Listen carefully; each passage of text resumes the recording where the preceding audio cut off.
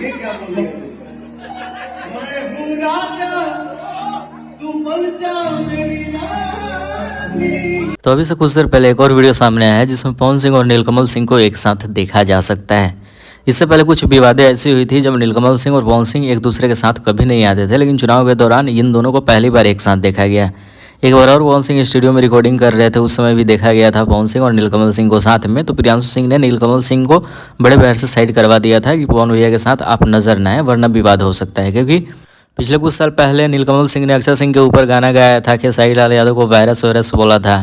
तो खेसारी लाल यादव ने काम देना बंद ही कर दिया था और पवन सिंह को लेकर थोड़ा सा कंट्रोवर्सी हुआ था, तो इस वजह से दोनों साथ में नजर नहीं आए थे। लेकिन ये दूसरा मौका है जब पवन सिंह और नीलकमल सिंह को साथ में देखा गया है।